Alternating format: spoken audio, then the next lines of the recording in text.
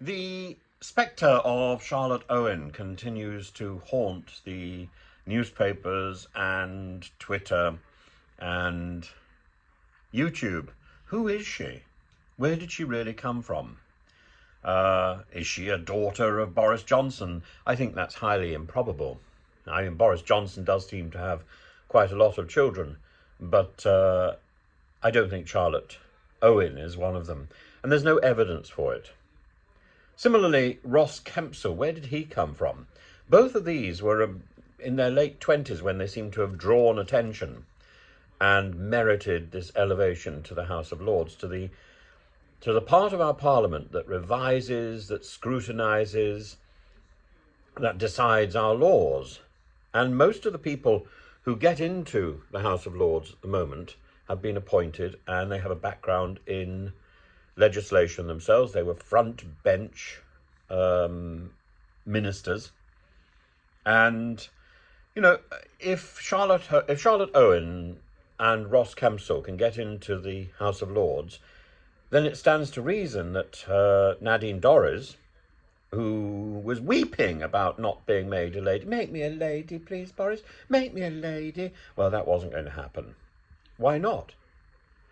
By the same token that Charlotte Owen was appointed into the House of Lords, surely Boris could have had Nadine in the House of Lords at any time, and yet he refused. And now, because of the probing of people like Kat Neelan and others, the House of Lords Commission has finally and reluctantly, though not without refusing on a number of occasions, finally and reluctantly admitted that there is evidence that Charlotte Owen had done something to merit her appointment to the House of Lords. She advised Boris on ministerial appointments, and she led many sensitive and key projects. Well, if she led many sensitive and key projects, then presumably we ought to know about them.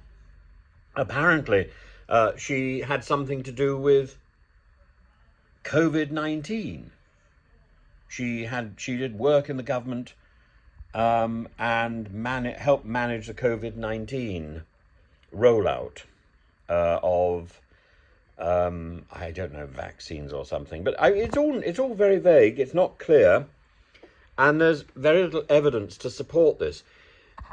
So the Freedom of Information request, which was initially refused and eventually is cited as sort of vacuous, suggests that it's that the Freedom of Information is drawing on the defence that Boris himself put forward for her elevation. This is what he said she did. Well, that's little more than an inflated CV. It's basically a sort of Rachel Reeves job, isn't it? Where you claim you've done slightly more than you actually have. If we go back to what Charlotte Owen's CV actually reads, she played the flute at school, she got 3 A-levels, she wasn't a very active member of the Young Conservatives, she was apparently less interested in politics and more interested in networking. She worked for George Osborne in Tatton. She worked a little bit in Hazel Grove. She odd jobbed around the House of Commons, and eventually she found her way into Boris Johnson's chamber. That's it. And for that, she gets a job which pays her £332 a day plus travel and expenses. She joins the cronies that Boris put into the House of Lords, and all this on stuff which seems, there seems to be no real record of public service, and her youth itself. You know, who's going to essentially sneer at youth, except that the House of Lords is effectively our Senate, and the word Senate comes from a Latin word which means old man, senex, and the idea of the Senate in the Roman Republic was that it was made up of people who had experience, who had lived experience of lawmaking. And the same principle should be there in the House of Lords. And yet we have Charlotte Owen and Ross Kensal.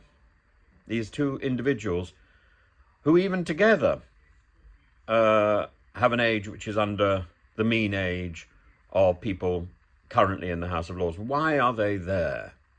Why are they there when Nadine Dorries, make me a lady, isn't there? Not that I'm advocating for Nadine Dorries to be shrouded in ermine. I don't think she should be. But if Nadine Dorries, if there's no justification for Nadine Dorries' appointment, then what is the justification for that of Charlotte Owen and Ross Kensal? What is that justification? Because I don't think the citation given in response to the Freedom of Information requests is up to much. Do you? What do you think?